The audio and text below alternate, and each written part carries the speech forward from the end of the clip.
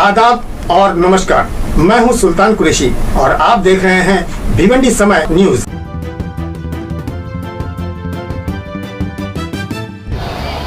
आदाब और नमस्कार, मैं हूं सुल्तान कुरैशी और आप देख रहे हैं भिवंडी समय न्यूज़। इस वक्त मैं खड़ा हूं धोबी तालाब स्टेडियम के बाहर। जी हां, मैं धोबी तालाब स्टेडियम इसलिए नहीं कह रहा हूं कि धोबी तालाब स्टेडियम उस पार है जहां पर इमरान प्रतापगढ़ी साहब का प्रोग्राम होने वाला था, लेकिन कांग्रेस कमेटी जो इस प्रोग्राम को करने वाली थी, इस ऑर्गेनाइज को करने वाली थी, वो डर रही थी कहीं ना कहीं अगर स्टेडियम नहीं बढ़ा तो उनकी बड़ी बेइज्जती हो जाएगी। इसलिए उन्होंने बहाना बनाया और बहाना बनाने के बाद में उस प्रोग्राम को बाहरी सतह पर किया। और बाहरी सतह पर इतना छोटा एरिया था कि आज जुमा का दिन था, आधे से ज़्यादा लोग तो छुट्टी मनाते घूमते रहते हैं। कुछ लोग ये कह कर घूमते कि चलो क्या हो रहा है देख लें। कुछ लोग कांग्रेसी थे, कुछ लोग यहाँ वहाँ से आए हुए थे और ऐसे ही पूरा शहर ना जुमा के दिन बाहर रहता है, तो समझ लीजिए कि वही जो झुरमट था वो यहाँ आ गया। इस वजह से यहाँ पर ये बाहर का जो हिस्सा था पूरा आपको भरा हुआ नज़र आ रहा, आप ग्राउंड शूट पर भी देख रहे होंगे। लेकिन बात अगर हम कहें कि आज इमरान प्रतापगढ़ी साहब ने भिवंडी वालों के लिए क्या दे कर गए, तो भिवंडी वालों के लिए नहीं बल्कि उन्होंने रशीद ताहिर साहब के लिए दे के गए। रशीद ताहिर साहब ने बड़ी चालाकी के साथ 50 लाख रुपए की डिमांड कर दी। 50 लाख रुपए में से कितना झोल होगा ये तो बता नहीं सकते, लेकिन इमरान प्रतापगढ़ी साहब के साथ में उन्होंने गिड़गिड़ाया कि हमारे इस भिवंडी शहर को, इस स्टेडियम को जहां पर लोग खेलते हैं, उस लाइब्रेरी को जहां पर लोग पढ़ते हैं, हालांकि पढ़ते हुए कभी नज़र नहीं आए लेकिन फिर भी जहां पर लोग पढ़ते हैं उसके लिए निधि दी जाए। वैसे अब निधि कब आएगी और कैसे आएगी, उसमें कितना क्या होगा ये तो आप अच्छी तरीके से जानते हैं, हमें बताने की ज़रूरत नहीं है। मैं अपने सहयोगियों के साथ भिवंडी समय न्यूज़ से सुल्तान कुरैशी।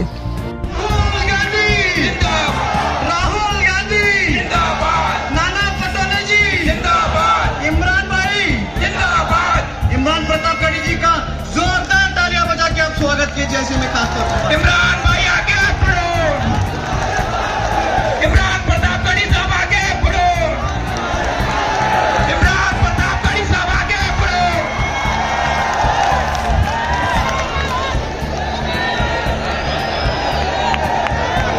इमरान बढ़ो, इमरान भाई आगे बढ़ो। बस आखिरी अपना एक शेर से अपनी बात खत्म करूंगा कि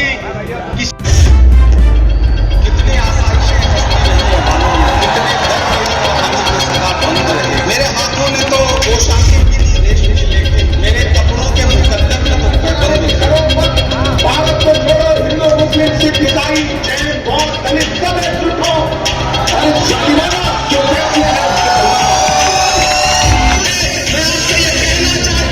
कृषि के बाद इस देश में सबसे ज्यादा रोजगार सृजित करता है, चाहे महाराष्ट्र का भिवंडी हो, मालेगांव हो, इचलकरंजी हो, उत्तर प्रदेश का बनारस हो, मऊ हो, गोरखपुर हो, इन तमाम शहरों में लाखों परिवारों के घर से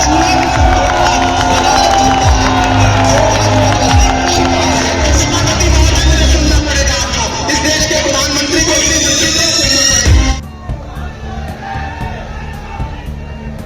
मेरी आंखों के सामने हजारों की तादाद में मौजूद भिवंडी की जिंदा दिल आवाम को सलाम करता हूं। मुझे याद है शायद 2011 या 12 था और ये जो स्टेडियम है, इसी स्टेडियम में एक मुशायरा था और मैं पहली बार भिवंडी तशरीफ लाया था। उसके बाद बीच में कई बार मुशायरों में आना हुआ। मेरी बहुत दिन से ख्वाहिश थी कि आपके बीच में आऊं, आपसे गुफ्तगू करूं, आपसे मुलाकात करूं। आज इतनी बड़ी तादाद में आपको सामने देख करके अच्छा लग रहा है। मैं मुबारकबाद दूंगा जिला अध्यक्ष रशीद ताहिर मोमिन साहब को, नोमान खान साहब को, सुरेश टावरे जी, गुरुनाथ टावरे जी, तारिक फारूकी साहब, रानी अग्रवाल जी, छगन पाटिल साहब, तलहा मोमिन साहब, यूथ कांग्रेस के अध्यक्ष राहुल पाटिल जी, महिला कांग्रेस की अध्यक्ष रुखसाना कुरैशी जी, रेहाना अंसारी साहिबा, दयानंद छोरे साहब, डॉक्टर नदीम साहब, राकेश पाटिल जी, शकील पापा, मुख्तार खान साहब, इरफान अंसारी साहब, डॉक्टर नूर साहब, मोहम्मद हुसैन साहब, सलाम शेख साहब, NSY के अध्यक्ष जैद इकबाल साहब, आमिर बाबुल साहब, सुहेल खान साहब, इकबाल अहमद जी, जवाद चिकलेकर साहब, आसिफ नाचन साहब, दीपक उडानी साहब, रईस लश्करिया जी। जिंदा रहना है तो हर सांस हुकूमत से न मांग, जिंदा रहना है तो हर सांस हुकूमत से न मांग, असल मुंसिफ है खुदा रहम अदालत से न मांग, असल मुंसिफ है खुदा रहम अदालत से न मांग, जिंदगी भीख अगर है तो न मिलना बेहतर, और अगर हक है तो फिर इतनी शराफत से न मांग। भिवंडी वालों, हम यहां खड़े हैं भारत जोड़ो बुनकर सम्मेलन में। सबसे जरूरी बात है जिसके लिए बोलना है वो है बुनकरों का मुद्दा। मैंने रशीद ताहिर साहब से बात की और मैंने उनसे कहा कि मुझे भिवंडी का जो बुनकर उद्योग है उसके बारे में कुछ बताइए, मुझे सुनना है। उन्होंने मुझे ब्रीफ किया, मैंने कुछ और साथियों से बात की और फिर मैंने फैसला किया कि मैंने पार्लियामेंट में आवाज उठा दी। महज आवाज उठाने भर से काम नहीं होगा, मुझे पूरे हिंदुस्तान के हर उस शहर में जाना है जहां बुनकर भाई रहते हैं, कोई उनकी बात सुनने के लिए तैयार नहीं है। तो बतौर माइनॉरिटी डिपार्टमेंट के अध्यक्ष के मैंने फैसला किया कि मैं पूरे हिंदुस्तान में जाऊंगा और वो तमाम शहर जहां बुनकर रहते हैं वहां पर भारत जोड़ो बुनकर सम्मेलन करूंगा। कि जो 400 रुपए का गैस सिलेंडर था वो 1200 का कर दिया, जो पेट्रोल डीजल 58 रुपए का था वो 100 रुपए का कर दिया, आटा चावल दूध दही पनीर छाछ लस्सी यहां तक कि पेंसिल तक पर जीएसटी लगा दी। कलमकारों के पत्रकारों के घरों पे छापे पड़ रहे हैं, उन्हें जेल भेजा जा रहा है। अगर पत्रकारों को सरकार बैन करे तो यह पत्रकारों के लिए गर्व की बात होनी चाहिए थी, लेकिन अगर एंकरों को विपक्ष बैन कर रहा है तो फिर यह आपके लिए सोचने का मकाम है कि आप कौन सा एजेंडा चला रहे हैं। जो 70 रुपए का तेल था वो 200 रुपए पार हो गया, रसोई गैस जो 400 की थी वो 1200 की। अच्छा, उसके बाद फिर क्या किया भाई? उसके बाद 1200 रुपए करने के बाद फिर एक दिन ऐलान किया कि नहीं हम 200 रुपए सब्सिडी दे रहे हैं। एक बार चंबल में डाकुओं ने मुशायरा करवाया, बड़ा शानदार मुशायरा हुआ। मुशायरा जब खत्म हुआ तो सारे शायरों को जितना पेमेंट कहा था उससे भी बढ़ा बढ़ा करके 2-2 हजार दिया। सारे शायर बहुत खुश, उन्हें लगा कि यार जो सबसे लूटते हैं वो हमें दे रहे हैं। पेमेंट दे करके फिर बाइज्जत ले जाकर के चंबल की सरहद के बाहर छोड़ दिया और कहा शुक्रिया, आपने बहुत अच्छी शायरी सुनाई, अब आप अपने घर जाइए। सारे शायर बहुत खुश होकर के निकल रहे थे। जब 1-8 किलोमीटर आगे बढ़ गए तो फिर डाकू पलट के आए और जितना दिया था और पहले से जो बेचारों के पास था दोनों मिला करके लूट लिया। तो शायरों ने कहा भैया जब लूटना ही था तो आपने मुझे दिया क्यों? तो डाकुओं ने कहा देखिए भाई वो हमारी मेहमान नवाजी थी, ये हमारा काम है, इसे तो करना ही पड़ेगा। यही हालत इस सरकार की है कि ये पहले 800 बढ़ाएंगे फिर आपसे कहेंगे कि ये 200 रुपए रख लीजिए। राष्ट्र के एक विधायक जी मंत्री जी गए किसी गांव में और उन्होंने कहा गांव वालों से कि बताओ तुम्हारी क्या समस्या है, मैं तुम्हारी समस्याएं दूर कर दूंगा। तो गांव वालों ने कहा मंत्री जी हमारी 2 समस्या है। बोले बताओ? बोले हमारे यहां हॉस्पिटल नहीं है। मंत्री जी ने तुरंत फोन निकाला और पता नहीं किसको अपनी भाषा में क्या कुछ कहा और उसके बाद फोन रख के कहा चलो तुम्हारी पहली समस्या दूर हो गई, दूसरी समस्या बताओ। तो गांव वालों ने कहा कि मंत्री जी यहां पर कोई मोबाइल का नेटवर्क नहीं है, अगर हो सके तो वो लगवा दें।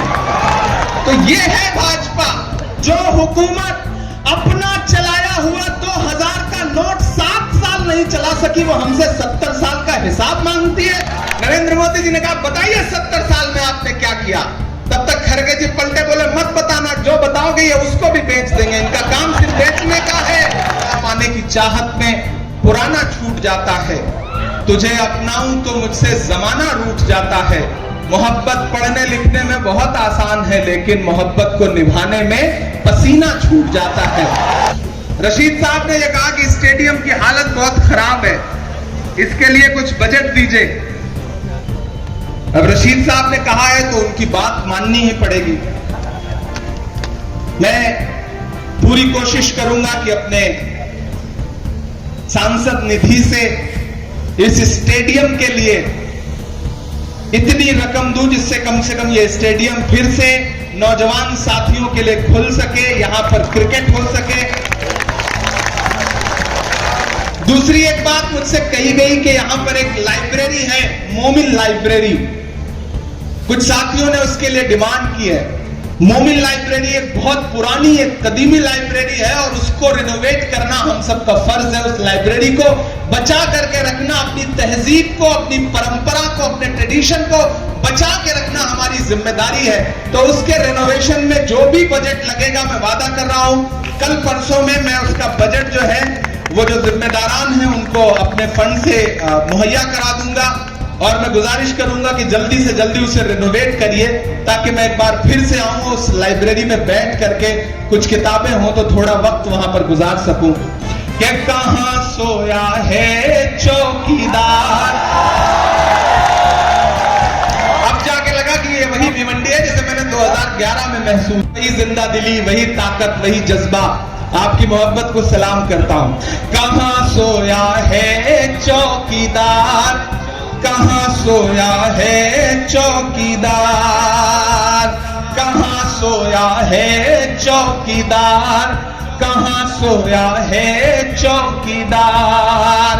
पेट्रोल और डीजल की कीमत रही सैकड़ा मां, कहां सोया है चौकीदार, कहां सोया है चौकीदार। के गैस सिलेंडर की कीमत भी 1000 के पार, कहां सोया है चौकीदार, कहां सोया है चौकीदार। के चाय बेचने वाला पूरा भारत बेच रहा है, कि चाय बेचने वाला पूरा भारत बेच रहा है। इसी काम में हासिल उसे महारत बेच रहा है।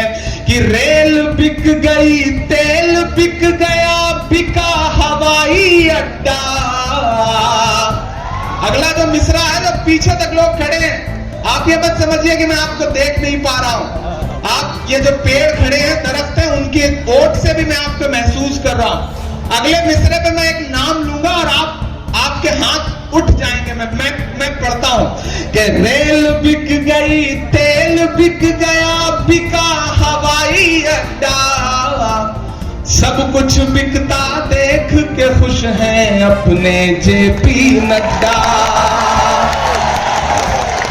कि जनता महंगाई की मारी करती हाहाकार, कहां सोया है चौकीदार, कहां सोया है चौकीदार। कि हर भारतवासी की चाहत जीत गई कर्नाटक में, नफरत हारी और मोहब्बत जीत गई कर्नाटक में। हर भारतवासी की चाहत जीत गई कर्नाटक में। पहला को मेरे बनाने वालों से नफरत भी है उनको, और मेरी दीवारों से मोहब्बत भी है उनको। सदियों की गवाही है मेरी लाल दीवारें, भारत की सिपाही है मेरी लाल दीवारें। सदियों की गवाही है मेरी लाल दीवारें, भारत की सिपाही है मेरी लाल दीवारें। देखा गया एक ख्वाब हूं मैं शाहजहां का, तामीर कामयाब हूं मैं शाहजहां का। तारीख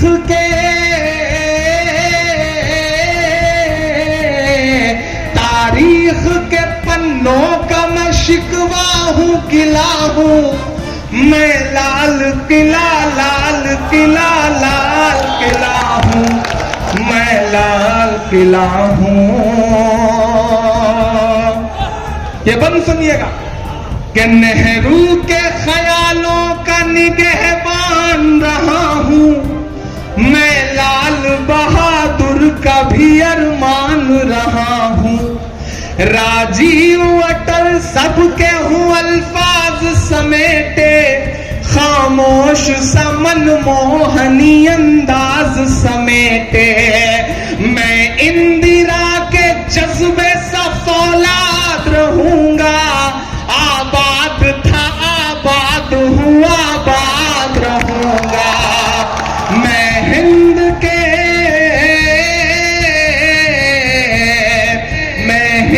के हर शख्स की चाहत का सिला हूं, मैं लाल किला लाल किला लाल किला हूं। और आखिरी बंद पे आपकी दुआएं कि बेशर्म सियासत की मैं तहरीर नहीं हूं, सुन ले हुकूमत तेरी जागीर नहीं हूं। नफरत के समंदर में मैं खो ही नहीं सकता, मैं एक किसी रंग का हो ही नहीं सकता। अंदाज मेरा मस्त मलंगा ही रहेगा। अब वो साथी जो बैठे हैं, वो साथी जो खड़े हैं, सबको पुकारता हूं अगले मिसरे में। आपकी धड़कनों की तर्जुमानी हुई हो तो भिवंडी वालों मुझे दुआओं के साथ विदा करना।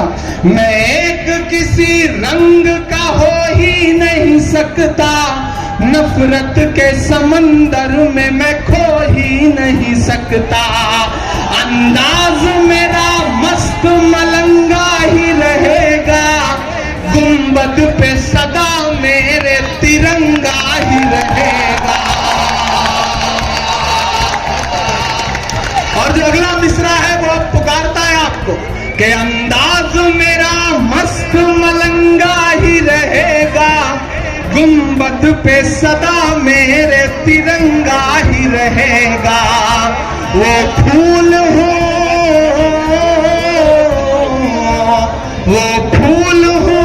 जो हार की छाती पे खिला हूँ, मैं लाल किला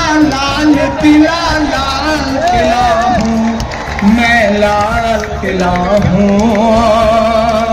तमाम बुनकर भाइयों की मोहब्बतों को सलाम। इंतजामिया कमेटी का बहुत शुक्रिया, खास तौर से अल्पसंख्यक विभाग महाराष्ट्र के तमाम साथियों को दिल से मुबारकबाद। रियाज मिर्जा साहब और अहमद खान साहब, शमीम साहब, इन सारे साथियों ने जो प्रोग्राम को सजाया है मैं उन्हें मुबारकबाद दूंगा। और तमाम बुनकर भाइयों की तरफ से हुकूमत से कहना चाहता हूं कि हम आपके हैं, अपने हैं, इस देश के हैं। हमारे इस उद्योग के लिए सरकार सोचे, हमें सहारा दे। एक बार फिर से आप सबका शुक्रिया। कहां आंसुओं की सौगात होगी, नए लोग होंगे, नई बात होगी। मैं हर हाल में मुस्कुराता रहूंगा, तुम्हारी मोहब्बत अगर साथ होगी। चिरागों को आंखों में महफूज रखना, बड़ी दूर तक रात ही रात होगी। मुसाफिर हैं हम भी, मुसाफिर हो तुम भी, किसी मोड़ पर फिर मुलाकात होगी। बहुत शुक्रिया भिवंडी वालों, एक बार फिर से। और जो दो वादे हैं इस स्टेडियम के लिए और लाइब्रेरी के लिए, जल्द से जल्द मैं अपनी सांसद निधि से उन दोनों वादों को पूरा करूंगा, ये मेरा आपसे वादा है। और ये जब दोनों चीजें बन जाएंगी तो मैं फिर आपके बीच में आऊंगा और कोशिश करूंगा कि लाइब्रेरी में बैठूं और स्टेडियम में नौजवान साथियों के साथ क्रिकेट खेल सकूं। एक बार फिर से आप सबका बहुत शुक्रिया।